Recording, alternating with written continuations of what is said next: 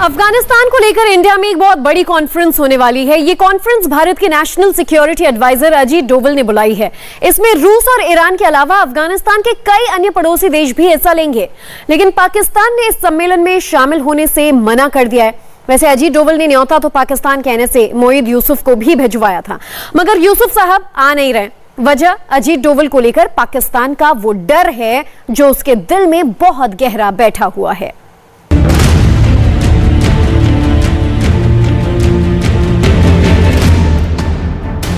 अफगानिस्तान में तालिबान, आखिर क्या है अजीत डोवल का प्लान?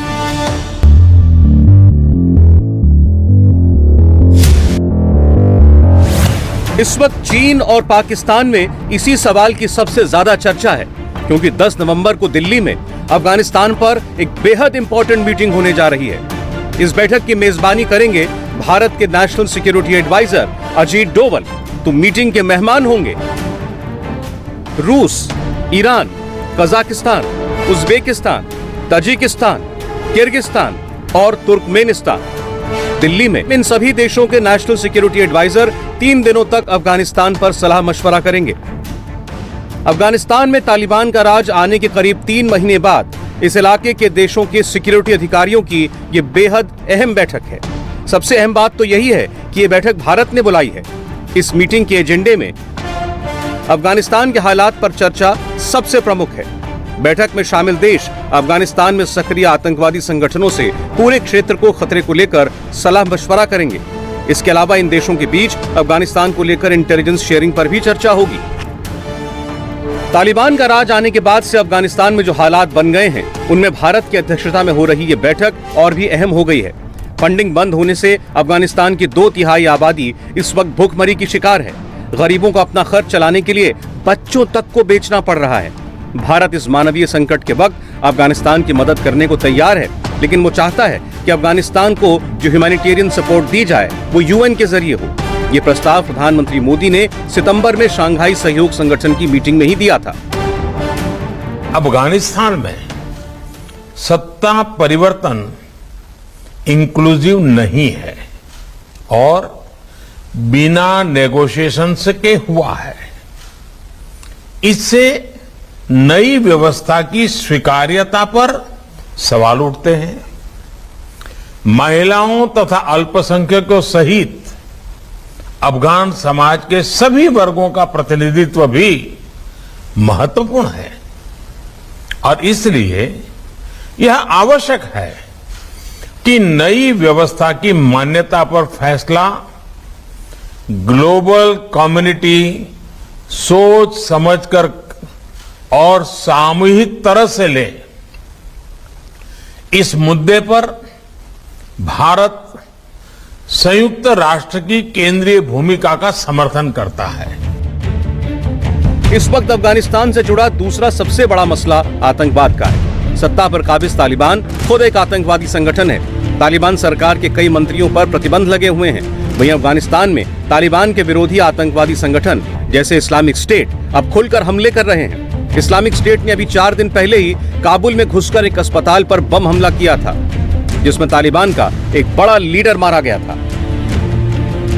क्लियर है कि तालिबान ने सत्ता तो हासिल कर ली है, लेकिन मुल्क पर उसका कंट्रोल नहीं है। तालिबान किसी अन्य देश के खिलाफ आतंकवाद फैलाने के लिए अफगानिस्तान की जमीन का इस्तेमाल न करने देने का वादा करने और फिर उसे निभा पाने की हैसियत में नहीं है। अफगानिस्तान में ऐसे कई टेरर ऑर्गेनाइजेशन सक्रिय हैं जो तालिबान के काबू से बाहर हैं। दिल्ली में होने वाली बैठक में मध्य एशिया के जो देश शामिल हो रहे हैं, उनकी चिंता यही आतंकवादी संगठन है जो अफगानिस्तान में पनाह लिए हुए हैं। ऐसे कई टेरर संगठन हैं जिनसे मध्य एशियाई देशों को भी खतरा है। अफगानिस्तान में मध्य एशिया के कई आतंकी संगठन सक्रिय हैं। उज्बेकिस्तान को इस्लामिक मूवमेंट ऑफ उज्बेकिस्तान से खतरा है। ताजिकिस्तान को इस्लामिक जिहाद यूनियन से डर है। जमात अंसारुल्लाह ने भी ताजिकिस्तान में कई आतंकवादी घटनाओं को अंजाम दिया। अफगानिस्तान में ईस्ट तुर्कमेनिस्तान इस्लामिक मूवमेंट के करीब 3000 लड़ाके तालिबान की तरफ से लड़ते रहे हैं। East Turkistan Islamic Movement Xinjiang के उइगर मुसलमानों का आतंकी संगठन है। 17 सितंबर को शंघाई सहयोग संगठन और CSTO के सदस्य देशों की बैठक 17 सितंबर को ताजिकिस्तान की राजधानी दुशानबे में हुई थी। इस सम्मेलन को वर्चुअली संबोधित करते हुए प्रधानमंत्री मोदी ने आगाह किया था कि अफगानिस्तान में सक्रिय आतंकवादी संगठन अब और भी खतरनाक हो गए हैं। इससे ड्रग्स, अवैध हथियारों और ह्यूमन ट्रैफिकिंग का अनियंत्रित प्रवाह बढ़ सकता है। बड़ी मात्रा में एडवांस वेपन्स अफगानिस्तान में रह गए हैं।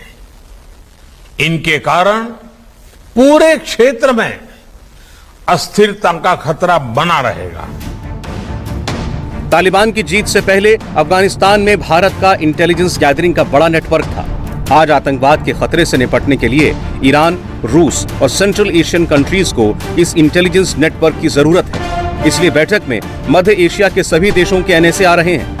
इसके अलावा लोगों को इस बात का अंदाजा अच्छे से है कि अफगानिस्तान और सिक्योरिटी मैटर्स पर अजीत डोवल बहुत दूर की सोच रखते हैं। उसकी एक मिसाल तो अजीत डोवल का 2013 का ये भाषण ही है, जिसमें उन्होंने कहा था कि अफगान सेना तालिबान का मुकाबला नहीं कर सकेगी।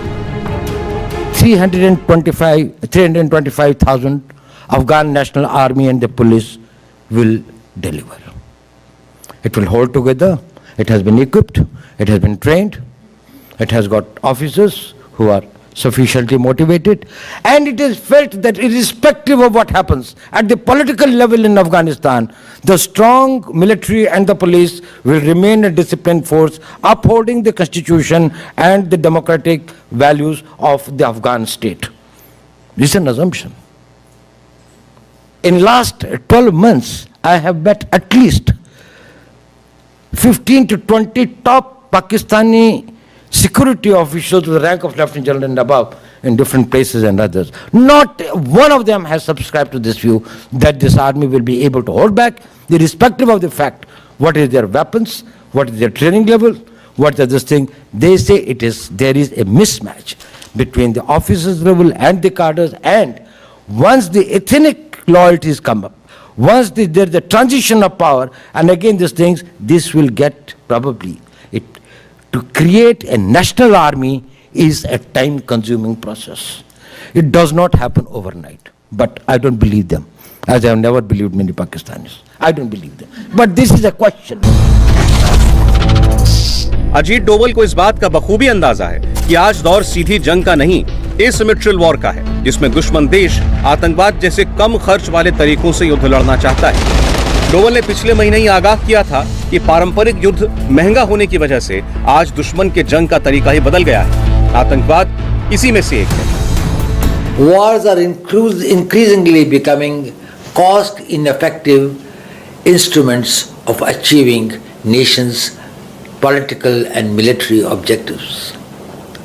They are being substituted by what contemporary strategists describe as war by other means. Probably today, it needs to be expanded to include threats through other sources. आतंकवाद और अफगानिस्तान से जुड़े सिक्योरिटी मैटर्स पर अजीत डोवल की पकड़ बहुत मजबूत है। इसका लोहा तो पाकिस्तान के एक्सपर्ट्स भी मानते हैं। 10 मिनट का खिताब था उनका, वो अगेन मैंने सुना है। वही मैंने कहा कि आप कह सकते क्लिप तो पुराना है, लेकिन वो आज के दौर में, आज के हालात में जब हम बात कर रहे हैं, बड़ा रेलिवेंट है।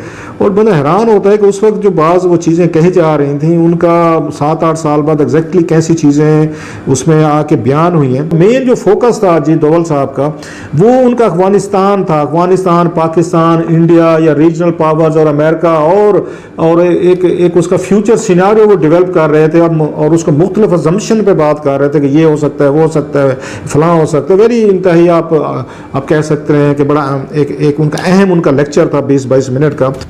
नेशनल सिक्योरिटी एडवाइजर्स की इस मीटिंग में चीन और पाकिस्तान को भी न्योता भेजा गया था।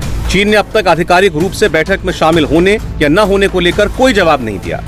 डोवल की मेजबानी में हो रही इस मीटिंग में चीन के शामिल होने की उम्मीद कम ही है। वहीं पाकिस्तान के राष्ट्रीय सुरक्षा सलाहकार मोइद यूसुफ ने 4 दिन पहले ही साफ कर दिया था कि वो भारत की बुलाई बैठक में नहीं जाएंगे।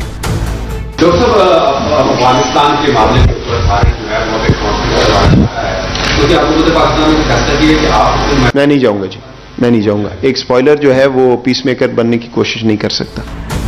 पाकिस्तान के इस बैठक में न आने की 2 वजह हैं। वो चाहता है कि भारत इस मीटिंग में तालिबान के नुमाइंदे को भी बुलाए।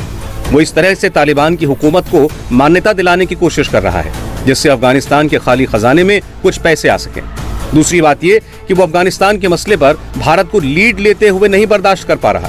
पाकिस्तान में दो किस्म के ख्यालात पाए जाएंगे। कुछ लोगों का ख्याल होगा कि पाकिस्तान को ज़रूर ये कॉन्फ्रेंस अटेंड करनी चाहिए, ठीक है हमारे ताल्लुकात में इस वक्त सख्तमेरी है, टेंशन है, लेकिन चूंकि ये अफ़गानिस्तान से मुतालिक कॉन्फ्रेंस है तो कोई हर्ज नहीं है। ख़ास तौर पे एक कॉन्फ्रेंस जो अफ़गानिस्तान पे होनी है उससे मामलात हमारे को ठीक हो जाएंगे, तो कोई ज़रूरत नहीं है जाने की हमारे नेशनल सिक्योरिटी एडवाइज़र को। पाकिस्तान के कई एक्सपर्ट्स मानते हैं कि उनके देश के एनएसए को भारत की बुलाई इस मीटिंग में जरूर जाना चाहिए। ये एक ऐसी पहल है जिसे गंवाने पर पाकिस्तान का ही नुकसान होगा। हमें क्या फायदा होगा उसका? हम किस खेत में चले जाए, किस खेत की मूली रह जाएंगे कि बाकी सारी दुनिया रीजन इंडिया के साथ एंगेज कर रहा है और हम ना करें। मुझे ऐसे लग रहा है कि हमारे जो ज़हीन दिमाग हैं, जो फॉरवर्ड लुकिंग दिमाग हैं, जो अच्छी सोचने वाले दिमाग हैं और जो वाकई स्ट्रेटेजिक लेवल पे सोचते हैं और पाकिस्तान को देखें, this is one way to get closer to India. ये भी एक तरीका है। अगर हम अफगानिस्तान पे इंगेज करेंगे तो हम कल को दूसरी चीजों में भी इंगेज कर सकते हैं। देखिए, इंडिया एक आइंदा जो बड़ी सप्लाई चेन है, इंडिया उसका हिस्सा बनने जा रहा है और पाकिस्तान को it's much easier to engage with the Indians as compare to the Chinese edge. Afghanistan पर भारत की बुलाई गई इस मीटिंग की पाकिस्तान में खूब चर्चा हो रही है। इस वक्त अजीत डोवल फ्रांस के दौरे पर हैं। वहां उन्होंने फ्रांस के राष्ट्रपति के कूटनीतिक सलाहकार इमैनुअल बॉन से मुलाकात की। इस मीटिंग में दोनों देशों के बीच कई अहम मसलों पर रजामंदी बनी। भारत और फ्रांस के एनएसी की मीटिंग में तय हुआ कि फ्रांस भारत को जल, थल और नभ के लिए अत्याधुनिक हथियार विकसित करने में मदद करेगा। साइबर सुरक्षा को मजबूत करने में भी फ्रांस भारत को सहयोग देगा। हिंद प्रशांत क्षेत्र में दोनों देश सुरक्षा सहयोग बढ़ाएंगे। भारत और फ्रांस के बीच अफगानिस्तान के मसले पर भी आपसी सहयोग बढ़ाने को लेकर सहमति बनी। पाकिस्तान में कई डिफेंस एक्सपर्ट्स अजीत डोवल के फ्रांस दौरे को लेकर भी चिंतित हैं। डोवल ऐसे मौके पर फ्रांस पहुंचे जब पाकिस्तान में कट्टर इस्लामी संगठन फ्रांस के राजदूत को देश से निकालने के लिए सड़कों पर हैं। ऐसे में पाकिस्तान के एक्सपर्ट अपनी ही सरकार से सवाल कर रहे हैं, क्या पाकिस्तान इस तरह से भारत का मुकाबला कर पाएगा? एक तरफ इंडिया है जो कि फ्रांस के साथ स्ट्रेटेजिक पार्टनरशिप कर रहा है और इस वक्त इंडिया के जो नेशनल सिक्योरिटी एडवाइजर हैं वो एक बड़ा हाई लेवल का डायलॉग कर रहे हैं फ्रेंच गवर्नमेंट के साथ, फ्रेंच नेशनल सिक्योरिटी एडवाइजर के साथ। और दूसरी तरफ पाकिस्तान है जो जहां पे इस बात पे बहस हो रही है और इस बात पे जो उलमा हैं, मौलवी हैं, टीएलपी के लोग हैं, वो कह रहे हैं कि फ्रांस से ताल्लुकात खत्म करो।